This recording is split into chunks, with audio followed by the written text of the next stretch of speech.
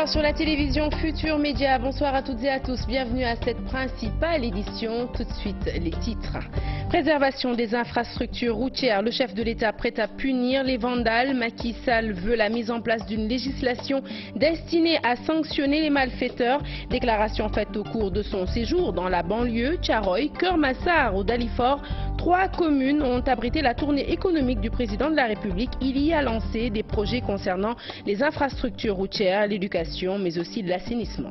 1800 milliards, le budget faramineux attribué à la région de Dakar fait réagir la classe politique. Mamadou Diop Decroix n'y croit pas. Le leader du Fonds patriotique pour la défense de la République assimile les conseils des ministres décentralisés à une campagne électorale déguisée. Vous l'entendrez dans ce journal. Protocole de Rebus, le chef de l'État minimise le débat, mais la polémique continue. Dans ce journal, les explications du directeur de la cellule de communication de la présidence de la République, El Hadj Hamidou Kassé, qui affirme être en phase avec la position du chef de l'État sur cette question. La division des investigations criminelles prise d'assaut par des responsables du Parti socialiste, Khalifa Sall, Bamba Fall, ont fait le déplacement pour soutenir leurs camarades convoqués dans l'affaire du saccage des locaux de la maison du Parti socialiste. Déguerpissement provisoire des occupants de la gare située en face du pont de l'Émergence, une délocalisation pour les besoins de la cérémonie d'inauguration de l'infrastructure prévue ce week-end. Les commerçants établis sur le site ont bon espoir de retrouver leur place une fois l'inauguration achevée. Vous les entendrez également avant la fin de cette édition et voilà. C'est parti, donc tout de suite pour le développement.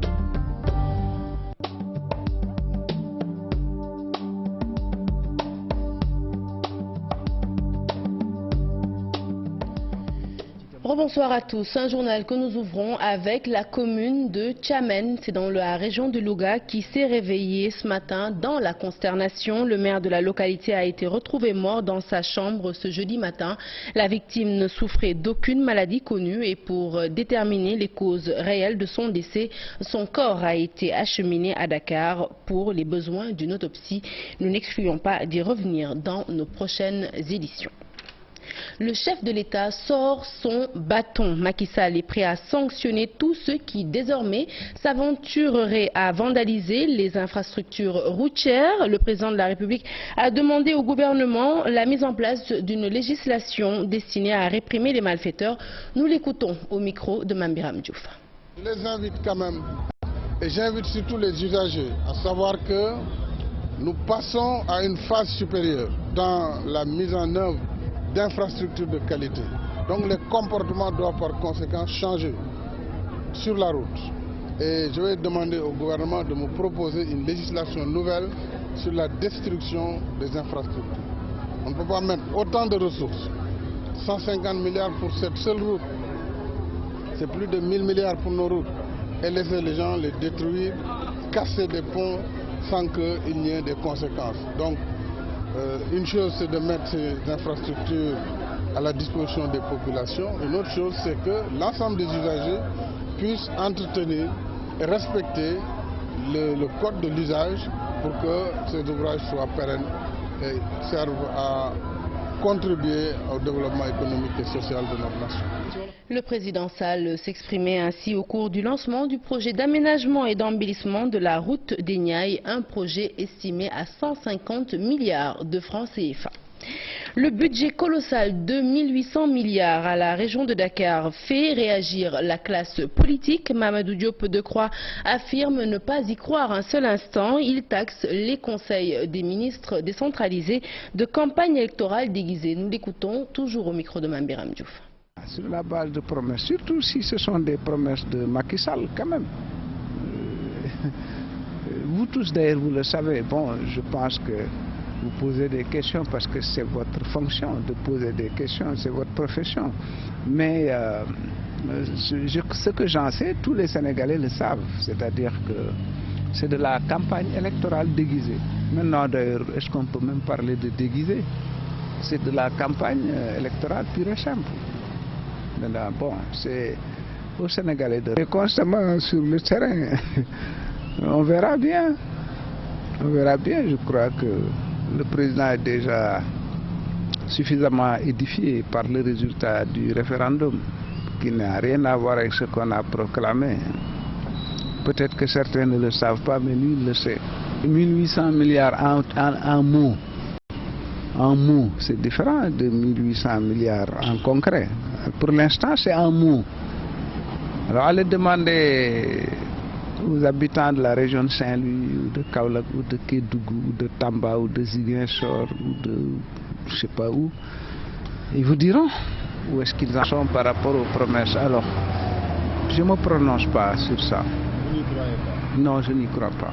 Retour sur le séjour du chef de l'État dans la banlieue à Rufisque, plus précisément occasion plutôt saisie par le président Sall pour écouter les doléances des acteurs de la vie politique mais aussi sociale. Les personnes vivant avec un handicap promettent de lui faire part de leurs inquiétudes sur les rafles dont ils font l'objet ces derniers jours. Et pour ce qui est de la vie politique de son parti dans la vieille ville, eh bien les militants attendent de lui des directives pour mettre fin aux querelles entre responsables. Les détails, c'est avec Ousseynou Thiam et Bira Diagne. Après le conseil des ministres tenu à Pikine, le chef de l'État a rallié Rufisque où il séjourne jusqu'à samedi. Après son arrivée, c'est le balai des catégories sociales qui seront reçues.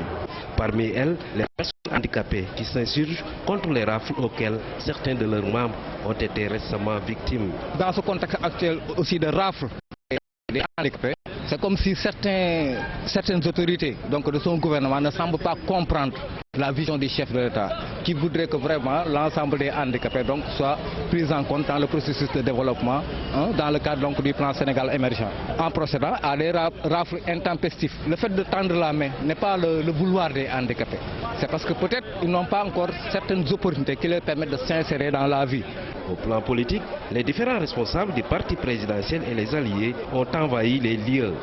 Une occasion pour remettre de l'ordre dans son parti au niveau local, miné par des dissensions. Nous avons sur le plan organisationnel beaucoup de difficultés. Donc maintenant la présence du président de la République nous honore et nous réconforte. Cela nous permettra donc de remettre les pendules à l'heure, de procéder à un certain nombre de réglages sur le plan politique. Donc ils ont convoqué tous les coordonnateurs et tous les grands responsables du parti. C'est l'occasion de discuter ensemble avec le président sur les problèmes du parti au niveau du département. Dans son agenda au niveau du département, le chef de l'État est attendu le samedi prochain à Bargny et Diamniadio. Et pas loin de Rufisque, à Thiaroye, Keur Massar ou encore Dalifort, 3 localités où s'est rendu le chef de l'État ce jeudi. En tournée économique, le président Sall a procédé au lancement de projets concernant des routes, l'éducation, mais aussi l'assainissement. Un récit signé Mambiram Diouf. Le président Macky Sall pose ici l'acte symbolique de lancement. Après une séance d'explication sur les contours du projet, une attente forte des populations, 150 milliards pour tracer la route des Niayes, 2 fois 2 voies de 23 km, plus la construction de 112 km de voies urbaines en pavé. Parce que c'est un projet qui est scindé en 4 lots. Le lot 1, c'est de Liberté 6 jusqu'à Cambérène. Le lot 2, c'est de Cambérène jusqu'à Thiaroye. Le lot 3, c'est de Thiaroye jusqu'à Keur Massar, en passant par Tali Diallo, Yeumbeul, Malika. Et enfin le lot 4, c'est axé sur une production de pavés. Bon, pour la durée par rapport au lot 2, parce qu'actuellement nous sommes sur le lot 2, la durée c'est 2 ans, 24 mois. Donc normalement en 2018, si tout se passe bien, on va terminer le projet. Après Thiaroye, c'est l'étape de Keur Massar. L'État avec ses partenaires ambitionne la livraison clé à main de collèges à Dakar. Keur Massar Village en bénéficie. Et la forte demande d'accès aux moyens n'est pas sans effet sur les conditions d'études et de réussite des élèves à Dakar. La taille moyenne des classes pédagogiques est très élevée dans le public, notamment à Rufisque, 68 élèves par classe, et à Pikine-Guédiawaye, 75 élèves par classe. Ce projet, je le rappelle, porte sur la construction et la réhabilitation de 17 collèges dans les quartiers, dans les 4 départements de la région. Et cela a été indiqué tout à l'heure, 4 collèges dans le département de Dakar, 4 à Pikine, 2 à Guédiawaye et 7 collèges dans le département de Rufisque. Ces établissements seront livrés clé en main De plus, je suis heureux d'annoncer que ces collèges seront dotés, on l'a dit, d'énergie solaire pour alléger la facture d'électricité. Le partenariat avec l'AFD saluait l'ambassadeur de France au Sénégal d'exprimer sa disponibilité à toujours accompagner le Sénégal. Enfin, lors de sa tournée qu'il a conduit à Dalifort, c'est un projet d'assainissement de montant de 9,5 milliards qui a été lancé.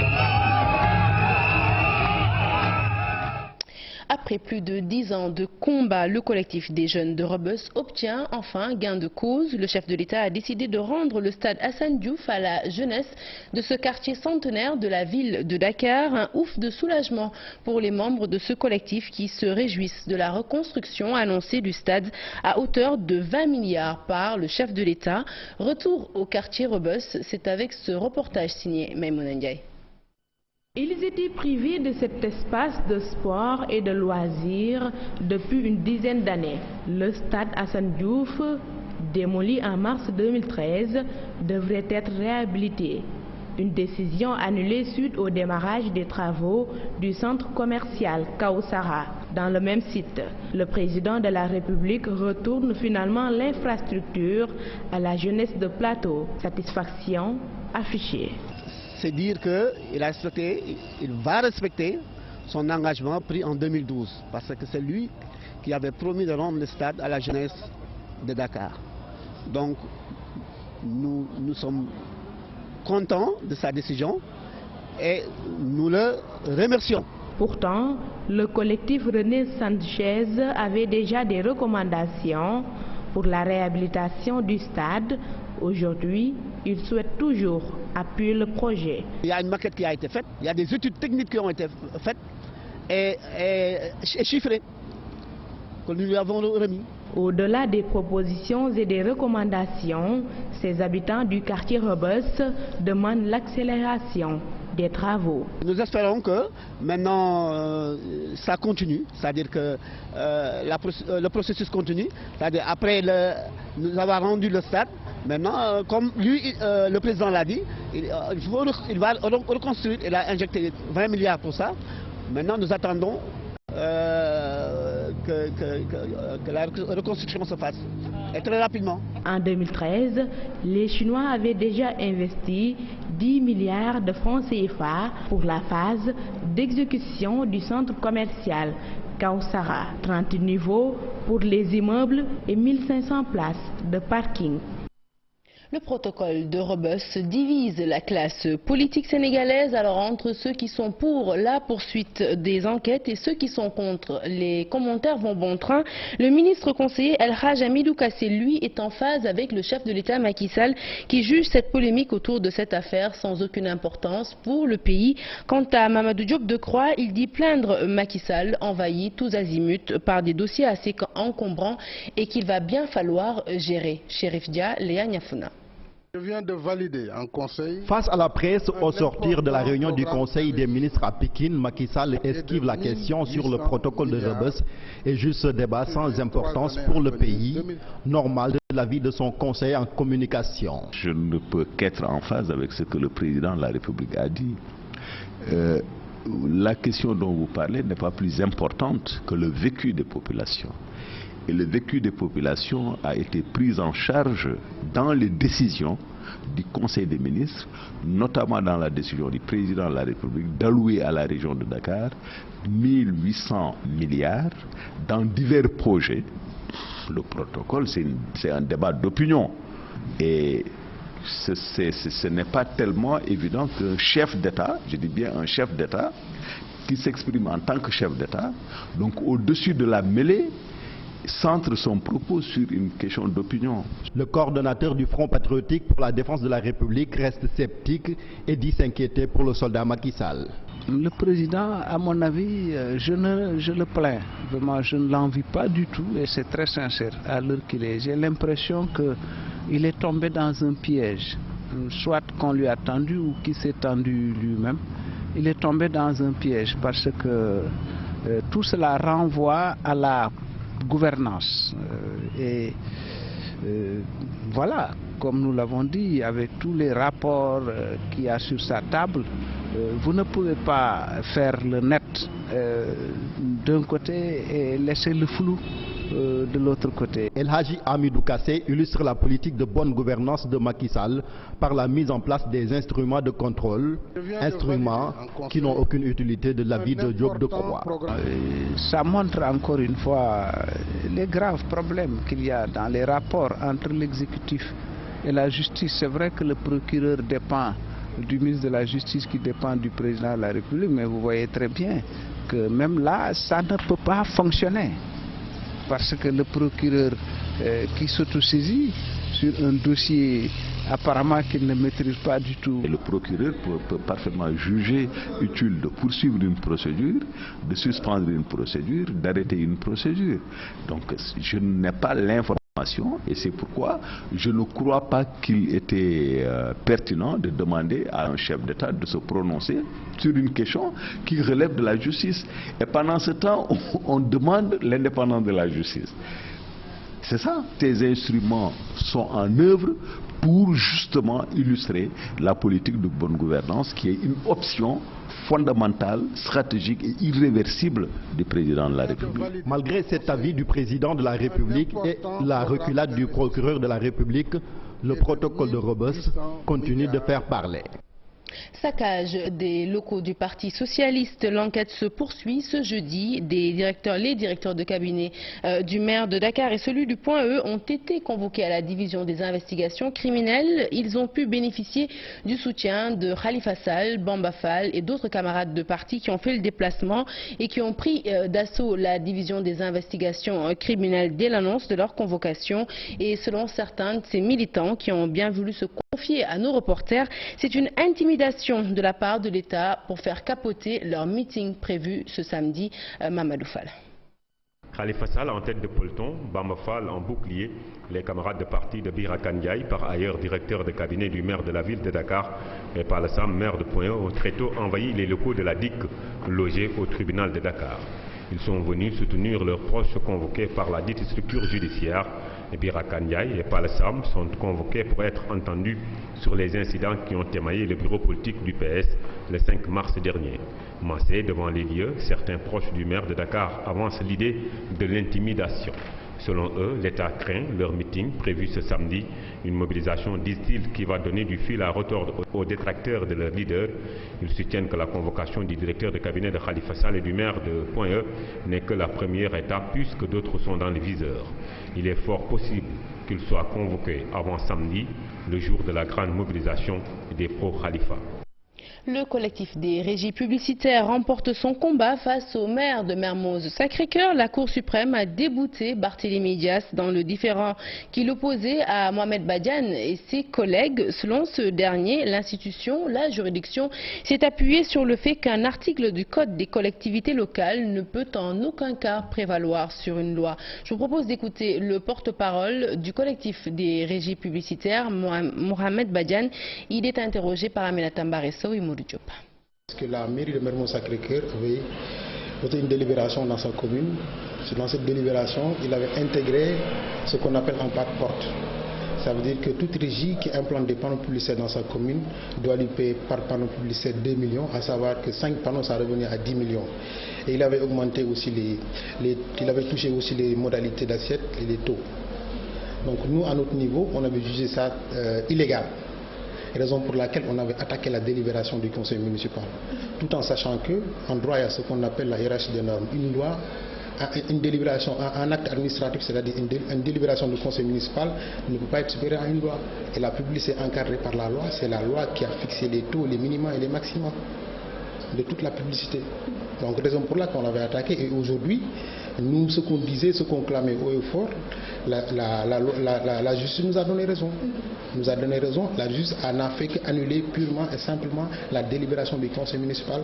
Ça veut dire que cet acte-là de Barthélémy Dias tendait partout où il allait pour dire que toutes les tous les saccages, tous les panneaux dont il avait détruits, c'est sur la base de cette taxe parce que nous, on avait refusé de payer parce qu'on avait jugé illégal, c'est la délibération du conseil municipal parce que ça ne respectait pas la loi. Je vous l'annonçais en titre, délocalisation de la gare située en face du pont de l'Émergence. Chauffeurs, mécaniciens et autres occupants sont désormais installés sur l'espace situé en face du stade Léopold Sédar Senghor. Un déménagement provisoire, le temps de procéder à l'inauguration du pont de l'Émergence prévu ce week-end, selon les occupants qui se sont pliés à la décision des autorités et qui espèrent fortement qu'ils vont pouvoir réintégrer leur place une fois la cérémonie d'inauguration achevée. Je vous propose de les écouter dans ce reportage signé Al-Hassan Ba. Un nouveau visage, plus de gare en face du pont de l'Émergence. Chauffeurs, mécaniciens et autres occupants sont affectés maintenant devant le stade Léopold Sédar Senghor. C'est hier vers minuit qu'on a quitté les lieux. C'est normal qu'on quitte parce que c'est le travail qui le demande. Les autorités ne se sont jamais opposées à notre présence sur ce site. Elles nous ont toutefois fait la promesse que lundi, nous pourrons officier à nouveau sur ce site. Leur activité tourne au ralenti. Bon, actuellement le travail ne se passe pas comme avant, mais puisque c'est pour 3 jours, ce n'est pas grave. Depuis ce matin, nous sommes là et nous attendons. Nous nous plions à cette mesure parce que c'est pour l'intérêt général. Ici, il y avait des vendeuses de petits déjeuners, des mécaniciens, entre autres. Du côté des clients, l'on ne se plaint pas trop. Nous n'avons rien à dire vraiment. Cet endroit est beaucoup plus propre. C'est plus mieux, c'est bon, c'est plus mieux. La police veille sur les lieux, le mur qui entoure le terrain des jeunes de Grand Médine démoli. Ce jeune homme habite ce quartier, mais il a une crainte. Ce matin, ils ont tout détruit, donc nous lançons un appel auprès du président et ses autorités pour que si jamais lundi ou mardi, qu'ils remettent nos murs, sinon on est prêt à tout prix pour que nous rendent notre terrain. On est des jeunes, on n'a pas de salle sportive à part ça. Donc si jamais il prend ça, on est vraiment foutu. Sur le pont de l'Émergence, on n'a pas de temps à perdre. La livraison est prévue ce samedi à 18 h. Les tarifs des gares à péage, jugés souvent excessifs par les usagers, pourraient bientôt connaître une baisse. Révélation faite par le conseiller du groupe Eiffage. C'était à l'occasion de la célébration des 90 ans du groupe. L'entreprise en charge de l'infrastructure routière, comprenée par l'autoroute à péage, s'est en effet montrée prête à renégocier avec l'État du Sénégal. Eiffage promet également de corriger les manquements liés à l'absence d'éclairage dans certaines zones. Et nous écoutons Ousseynou Diagne. Ces propos sont recueillis par Salif Sow et Asmalik Diop. L'autoroute à péage a été conçu dans le cadre d'un contrat. C'est dans le cadre du contrat que l'histoire des passerelles et le positionnement des passerelles a été conçu avec l'autorité tutelle qui est l'APIX. L'éclairage aussi, ce qui a été décidé, c'est dans le cadre de ce contrat que ça a été décidé, c'était d'éclairer les zones urbaines et les zones non urbaines, les laisser telles quelles. Et le succès a fait que des zones qu'on considère comme des zones non urbaines sont en train d'être urbanisées. C'est ça qui fait que la demande et de passerelles et d'éclairage se pose parce que c'est des zones qui avant n'étaient pas aussi densément habitées. Mais le succès de l'un faisant le succès de l'autre, donc c'est ça qui fait cette demande est formulée. Mais nous sommes sensibles à ces demandes, mais il faut dire que c'est des demandes que nous ne pouvons traiter que dans le cadre du contrat qui nous lie à l'État du Sénégal, qui est l'autorité concédante de l'autoroute à péage. Et toute demande qui sera instruite dans le cadre de ce contrat sera satisfaite dans un cadre contractuel. Nous avons en moyenne, en fonction des gares, plus de peut-être 4000 véhicules jour qui passent. Les tarifs ont été conçus dans le cadre d'un contrat de concession. Ce contrat, c'est entre l'État du Sénégal en tant qu'autorité concédante et la SENAC qui est concessionnaire. Et toute étude dans un sens ou dans un autre que l'État voudra bien nous soumettre, on l'étudiera et la décision sera prise de façon consensuelle. Parlons à présent des élections consulaires prévues dans les mois à venir, mais l'UNACOIS Diapo ne veut pas d'une chambre unique. Les opérateurs économiques de cette organisation disent non et sonnent l'alerte. La réforme annoncée au Conseil des ministres, selon ces derniers, est en déphasage total avec les textes qui régissent le processus électoral des chambres consulaires. Je vous propose d'écouter pour plus de précision Cher Cissé, il est vice-président de l'UNACOIS Diapo. Il est au micro de Chertidiane John et Martien. À notre grande surprise, on nous fait comprendre par un communiqué du Conseil des ministres comme quoi il doit y avoir des réformes. On doit réformer maintenant les chambres,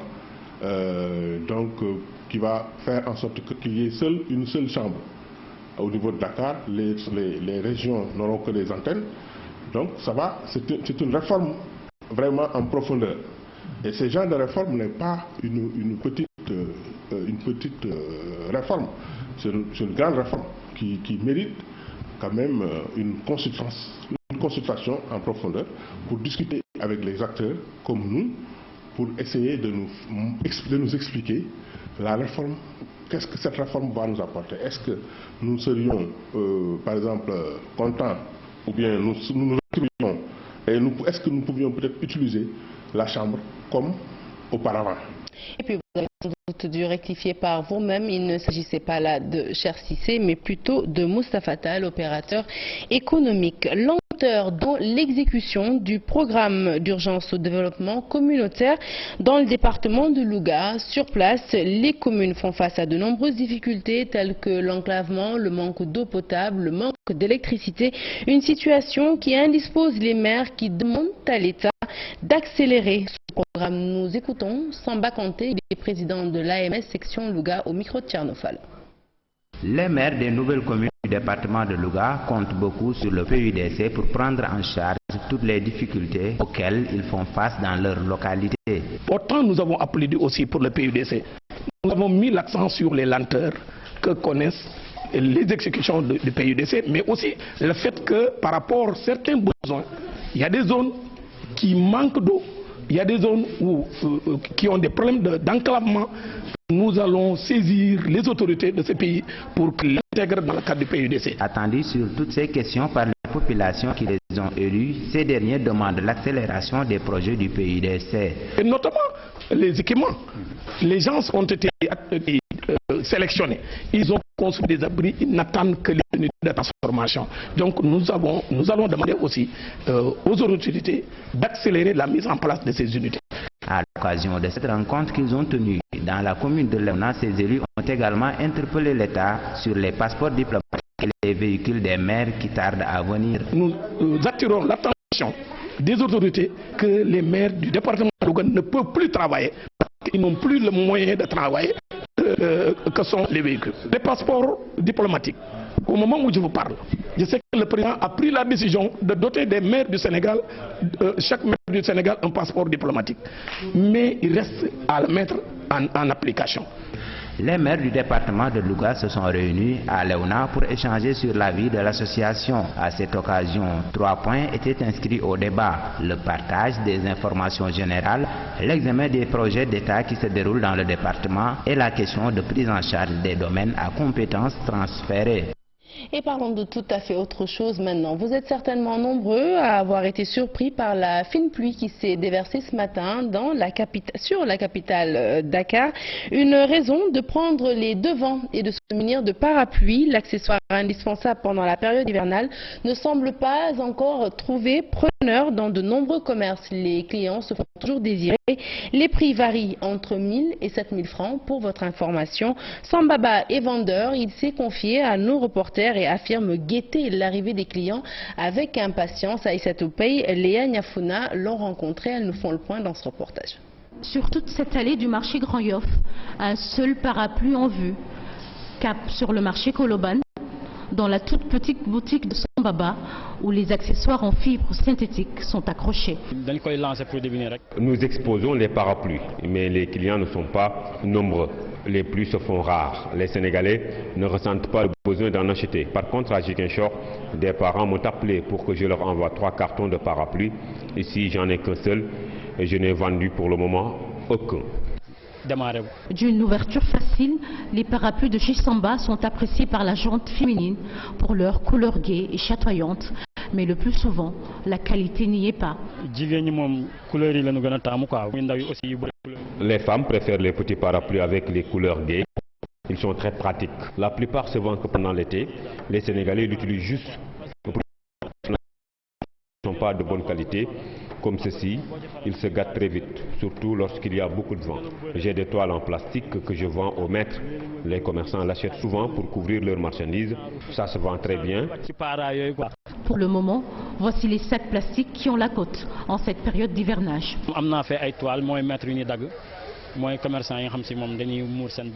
Ça se voit très bien et dès que les pluies commencent, ils viennent en acheter. Ceux qui sont dans les gares achètent souvent les parasols. Je suis même impatient.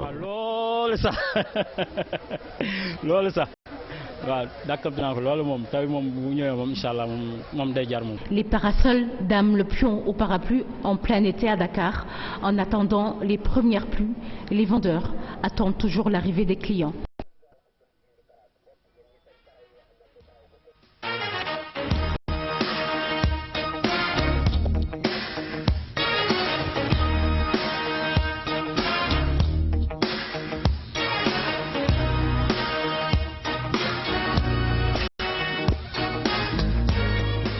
Du basket pour démarrer cette page des sports. La fête sera belle, annonce le président de la Ligue Pro de basket. Une fête ponctuée par la finale de la Coupe du Maire opposant en dames le Duc à l'AS Ville de Dakar. Et en garçon, la douane à l'US Wokam. La mairie de Dakar a déboursé une enveloppe de 10 millions de francs CFA pour renforcer le partenariat qui existe entre la Ligue de Dakar et la Ville de Dakar. Et à ce propos, écoutons Ibrahima Diagne, président de la Ligue de Dakar, et Bamba Fall, représentant le maire au micro de Mamadou Fall. Va être quand même le précurseur d'un partenariat renforcé entre la ville de Dakar et la Ligue de Dakar de basketball. Déjà, la Ligue de Dakar de basketball remercie une fois encore le maire de Dakar d'avoir rehaussé la subvention qui est passée de 7 millions à 10 millions. Donc c'est important. Mais aussi, au-delà de cela, nous avons engagé des échanges avec la ville de Dakar pour arriver à mettre en place une convention. Une convention qui va permettre à la Ligue de Dakar de jouer sa partition dans le programme sportif de la ville de Dakar. Quand même que cette fête soit belle. Donc en cela, nous appelons tous les clubs finalistes à mobiliser davantage le supporter, mais surtout dans un esprit de fair play. Ababakar Sall m'avait chargé de venir confirmer son engagement et sa décision de soutenir la Ligue de basket de Dakar. Nous voulons faire de Dakar une ville sportive et nous pensons que le basket peut y jouer un grand rôle. Une fois n'est pas coutume, nous parlerons de volleyball dans cette page des sports et c'est pour vous faire part du cri du cœur plutôt de Santhiaba Volleyball Club. L'équipe de volley de Ziguinchor doit en effet participer la semaine prochaine à un festival international à Bamako, mais le club peine à trouver les fonds nécessaires pour rallier la capitale malienne. Les explications de Yaya Ndiaye, président du club, au micro de Boubacar Diassi, notre correspondant sur place. Santhiaba Volleyball Club est invité au deuxième festival international de volleyball qui aura lieu à Bamako du 25 juillet au 1er août 2016. C'est avec un réel motif de satisfaction que nous avons reçu cette invitation et on aurait vraiment souhaité pour une deuxième fois participer à ce festival international qui regroupe beaucoup de pays de la sous-région. Mais le club de Ziguinchor étant limité très financièrement ne pourra pas participer si les autorités de ces pays-là ne mettent pas la main à la poche. C'est pourquoi nous demandons un concours financier de la part de nos autorités, à commencer par le président de la République. À cela, nous lançons un appel aussi à notre ministre des Sports qui ne ménage aucun effort nécessaire pour la promotion du sport sénégalais. Pour preuve, il a eu à mettre 800 millions à la disposition de la délégation qui doit aller défendre les couleurs du Sénégal à ces prochains Jeux olympiques. Et du volleyball, nous passons à la lutte pour parler de l'Open Press de Siteu, Tcharoy, Jaxa ou encore Lansar unis comme un seul homme derrière le champion. Siteu, lui, n'a aucun doute sur l'issue du combat. Il l'affirme, lui et ses supporters plutôt croient dur comme fer en la victoire. Et Chartidiane Diao, Dembandaou les ont rencontrés. Reportage.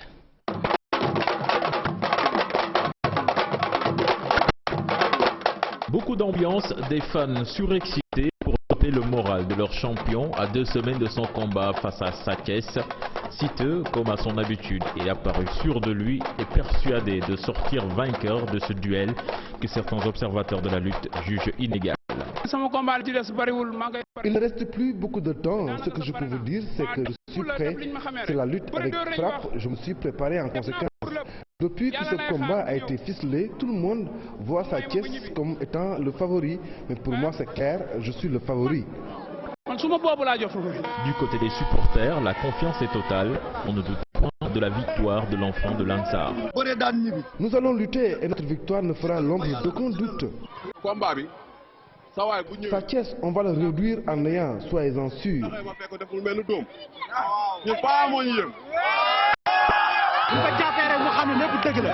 Siteu est meilleur, Sa Thiès va mordre la poussière.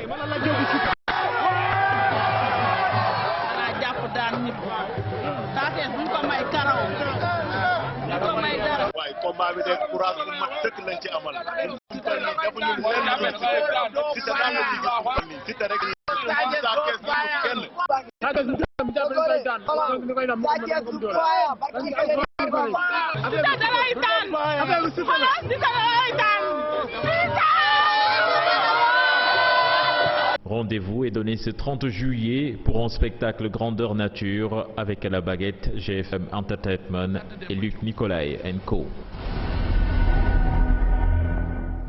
La TFM, la télévision de tous les grands événements. Ce journal est à présent terminé. Merci de l'avoir suivi. Prochain rendez-vous de l'information, le tout en images à 0h. L'info qui continue sur votre site www.igfm.sn. Excellent week-end à tous et bonne suite des programmes sur la TFM.